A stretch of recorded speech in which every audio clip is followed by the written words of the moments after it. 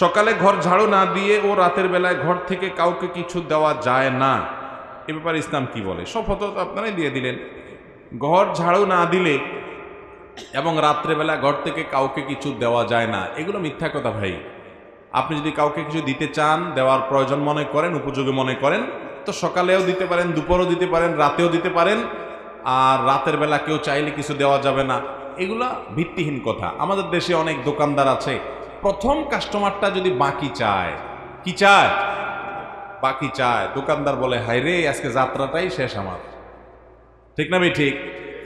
বাকি চাওয়া লাগে না। যদি টাকা ভাঙতি করতে যায় কোনো দোকানদারের কাছে, তো মেজাজটা গরম হয়ে যায় যে আজকে যাত্রাই শেষ করলি আমার। এগুলো শিরকপূর্ণ বিশ্বাস। ইমানদারের সমস্ত ফালতু বিশ্বাসে বিশ্বাসী হবে না। প্রথম কাস্টমার বাকি আসলে তাকে বাকি দিলে বা টাকা ভাঙতি দিলে আমার আর সারাদিন ভালো ব্যবসা হবে না, এগুলো শিরকপূর্ণ বিশ্বাস। আমার ভালো ব্যবসা হওয়া না হয় এটা আমার তাকদীরের ফয়সালার উপর নির্ভর করে। ঠিক না ভাই? ঠিক। আমার নসিবে যদি আল্লাহ ভালো কিছু লিখে রাখেন, ওই লোকের ভাঙতি দিলে বাকি দিলেও হবে, না দিলেও হবে। বরং আমার আজকের দিনের ব্যবসার শুরুটাই হলো একটা ভালো কাজ দিয়ে একটা লোকের উপকার করলাম, বাকি দিলাম, আরেকটা লোকের উপকার করলাম, ভাঙতি দিলাম। তাহলে একটা ভালো কাজ দিয়ে ব্যবসা শুরু হলো, এর পিছনে কল্যাণ আছে, সওয়াব আছে। ইমানদার সেটা আরো আগ্রহ ভরে করবে। আর ওইটার কারণে যদি আপনার মধ্যে হেজিটেশন হয়, আপনার মধ্যে মনে হয় হায় রে আমার আজকের দিনটা গেল, তাহলে বুঝতে হবে আপনি কুসংস্কারের বিশ্বাসে আছেন, আপনার মধ্যে শিরকপূর্ণ বিশ্বাস আছে, আপনি আল্লাহকে এখনো চিনেন নাই, আপনি তাওহীদে বিশ্বাসী না, ইমানের দুর্বলতা আছে। আমার যা নসিবে আছে আজকের দিনে সেটা আসবেই আসবে, কেউ ঠেকাতে পারবে। অতএব সমস্ত ফালতু বিশ্বাস করা যাবে? ভাইরা আমার, অনেক উল্টাপাল্টা এরকম বিশ্বাস আমাদের সমাজে আছে।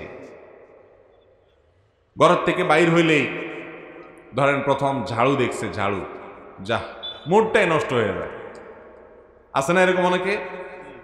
ঘর থেকে বাইর হয়েছে গ্রামে, উঠানে মহিলা একেবারে দরজা বরাবর ঝাড়ুটা এত সুন্দর একটা পজিশনে রাখছে, ওই পজিশনে ঝাড়ুতে বেচারা বাইর হইয়া ঝাড়ুর দিকে নজর পড়ছে, যা আমার কপালে আজকে ঝাড়ার বাড়ি আছে। তাহলে এরকম ফালতু বিশ্বাসে করা মানুষ আছে না নাই?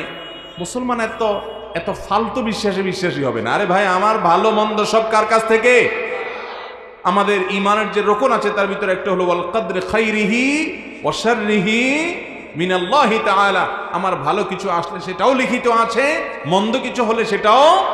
ওই ঝাড়ুর কোনো ক্ষমতা, ঝাড়ু শুধু দেখে কেন, আপনার যদি কপালের সামনে এরকম ঝুলাইয়া রাখে তাতেও আপনার কোনো ক্ষতি হবে না, নসিবে যা লেখা আছে তার বাইরে।